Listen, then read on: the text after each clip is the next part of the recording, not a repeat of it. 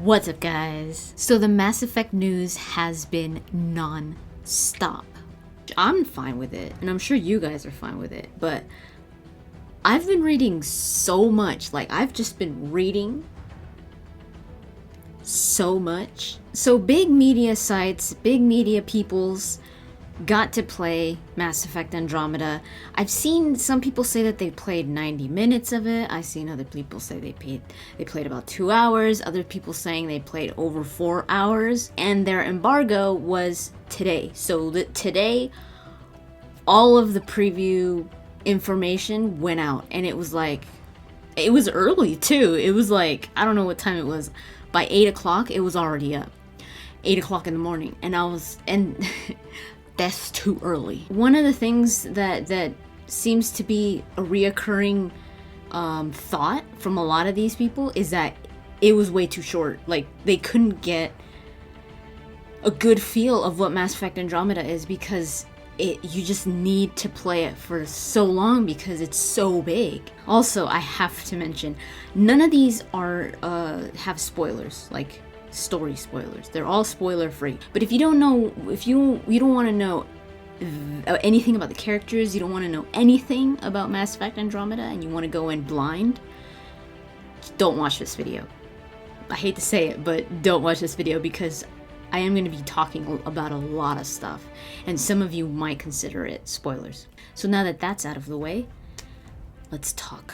So if I know that I did a video on some of this stuff, I will link them up here in one of these corners. I always forget what corner. Let's see if I nail it. Bam! Nailed it. First try. You tell me in the comments if I nailed that. There's a part in the game, I think early on, where you could specify whether your Shepard was male or female. Unfortunately, we're not going to be able to transfer save files or anything like that from the previous trilogy. So I think they're probably going to incorporate some kind of a system where the game starts asking you questions. Like, if you guys have played The Witcher 3, they've done this in previous games as well, other types of games, where there's a series where they ask whatever NPC is asking you questions about something. Like, they're like, for example, let's say, oh, did you know about Shepard or something like that? And then you say, yeah, this would be a weird question, but like, was he male or female?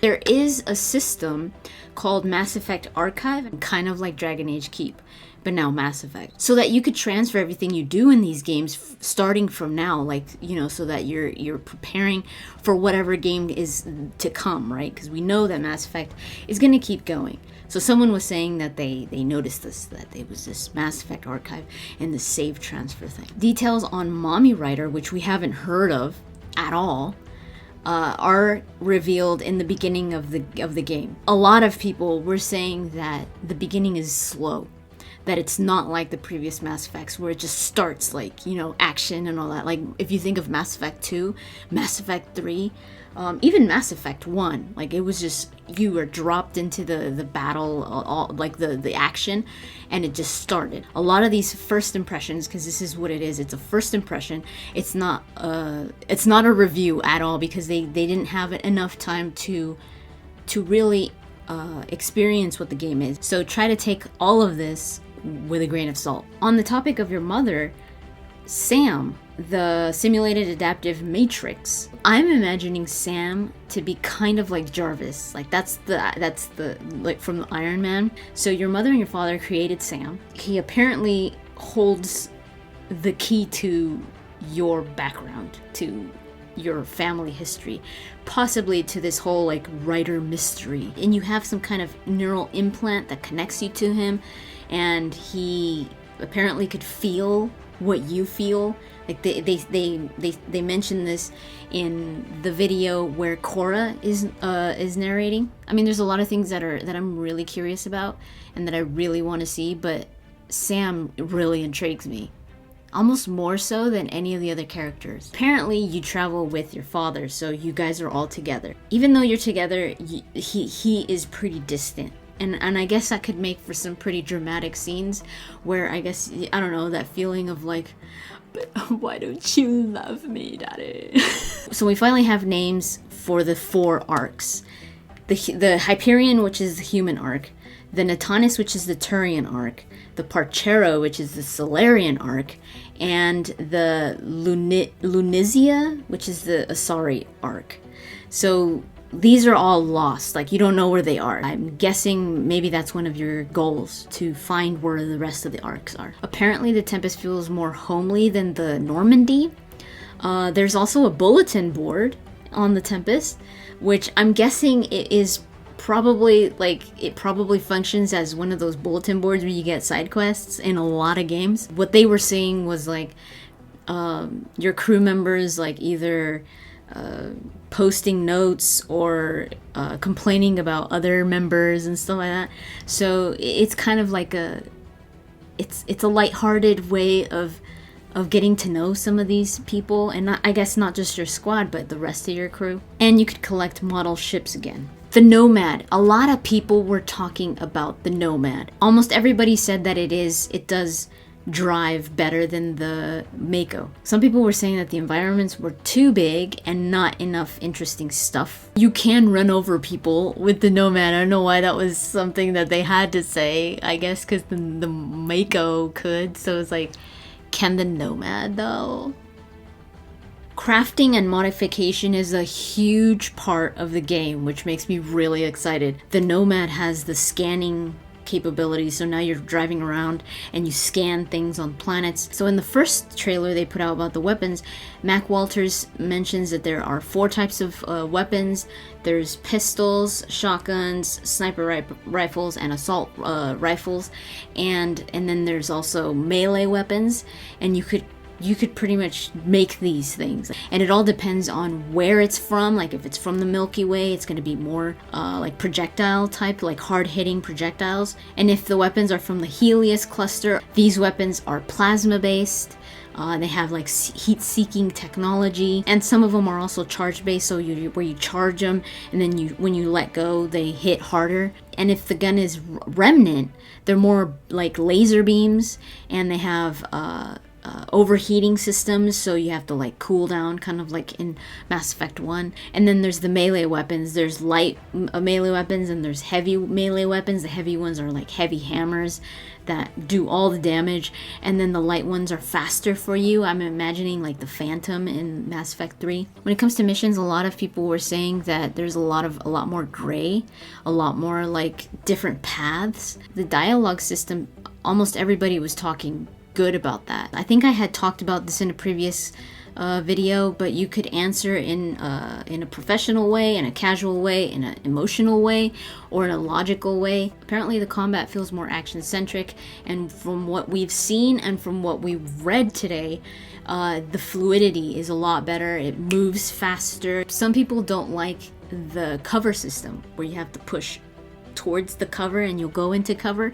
It's not a button press anymore like it was in the previous games, but almost everybody loves that, you know, you could evade with the jetpack. Especially the jetpack, you could jump, you could hover and like shoot your weapon from a hovering position. So when it comes to pros and cons, the pros, almost everybody talked really well about the dialogue system, the acting, the characters, the animation. Some people were saying they looked a bit cartoony and there was a lot going on the screen. It got buggy. Some of the frame rate would drop. They did make sure to say that it was probably because they were playing it on 4K, and maybe some of those computers that they were playing it on weren't powerful enough for it. And that some of the facial animations were a bit awkward, and some of the lip syncing was off. When it comes to the trailers, definitely go watch them. I'll have them linked in the description. It's better for you to just watch them because Mac Walters does a good job about explaining it. It's not just visuals, he's actually explaining it. In the second trailer, he talks about the combos. So I was like, oh, the combos look very similar to like Dragon Age 2, where one of you would start it and then the other would detonate it. So they're calling them priming and detonating, and you could actually like level up your squad to be good at priming or to be good at detonating. You just do this crazy amount of damage because you use those abilities at once. So it was very similar to Dragon Age 2, I think. It looks that way. I loved the combo system in Dragon Age 2. It didn't always work. Sometimes they were a bit off, but I'm hoping that the AI is a lot better in this. It looks like it. I really like the way that the abilities look and how they sound. Like there's a lot of... You know what I don't like?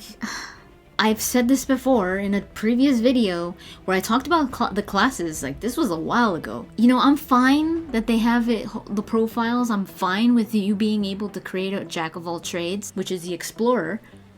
You have the opportunity. But if you want to just go for soldier, you could do that too and get a perk for it. So I was like, okay, whatever. But what I don't like is that you could just switch whenever you want. What's your party for then? What's your squad for? They're there to support you. But no, now you're an adept and you're like, oh, I need some soldier abilities here. Oh, well, let me just go to my favorites and then get my soldier abilities and screw Liam or screw Drac. I didn't like seeing that in the trailer. I was like, that is so annoying to know that. Like, it's like, why? Like, your squad is there to support you with the abilities that you don't have. It seems a bit bratty of freaking writer. Like, you know, like he's a brat or she's a brat. Like, no, but I want to do it. You guys suck. God. As if. So the favorites, I like that idea, but I'm just sticking to one thing. Like, if I go adept, I'm going to use the favorites with different biotic abilities. Maybe throw in some kind of like sentinel or tech abilities in there. It seems like you're cheating. It seems like you're cheating.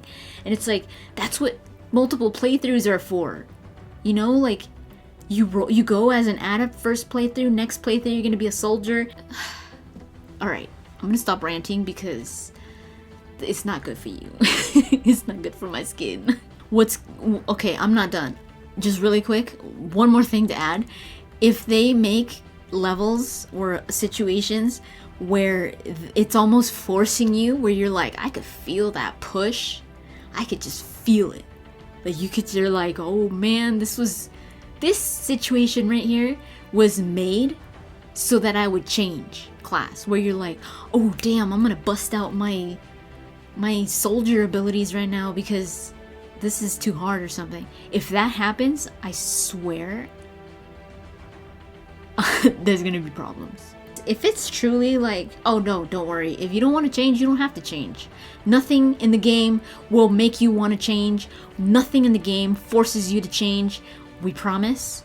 If it's like that, I'll be like, okay, good, thank you, because I ain't gonna change. But if anything in the game, oh my god, I swear, dude, if it starts to be like, oh, it'd be so much better if you were an adept right now. You know, like a little voice over here on the side of one of the developers like, oh, you should change. Damn, girl, you should change. It'd be so much doper if you changed. It like, ah. Okay, I think I'm done now.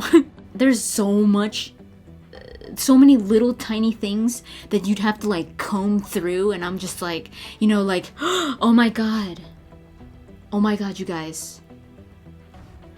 Breaking news, Cora eats her cereal with blueberries. But to end, I wanted to do just some general news. The major thing is, if you haven't already and you want to know more about Mass Effect Andromeda, definitely pre-order the book that's going to be coming out on the 21st, on March 21st. It's called Mass Effect Andromeda Nexus Rising. The pre-order bonuses. You get the Deep Space Explorer armor. I believe we've already seen this one. Multiplayer booster packs. And the big one, the gold Nomad skin. In all its glory and pimpness. We need to have some kind of like pimp music playing or something. This was really interesting. Mass Effect teamed up with the European Space Agency, and they got 6 people, 6 fans, 6 recruits, and sent them to the European Astronaut Center, and they're like training, I guess they're getting like astronaut type of training, like to become the Pathfinder, to see what it's like. Cards Against Humanity, Mass Effect style. That's coming. The link is in the description if you want to buy that. There's a Mass Effect Andromeda loot crate coming. They haven't announced when it's coming out, but I'm guessing sometime soon, or maybe sometime after Mass Effect Andromeda. You could sign up with your email and you will receive an email when they're gonna be, when the date is, when they're gonna reveal it and all that stuff. So that's pretty much it. Thank you so much for watching, and I should go. I'm gonna have to change that because writer probably doesn't say I should go.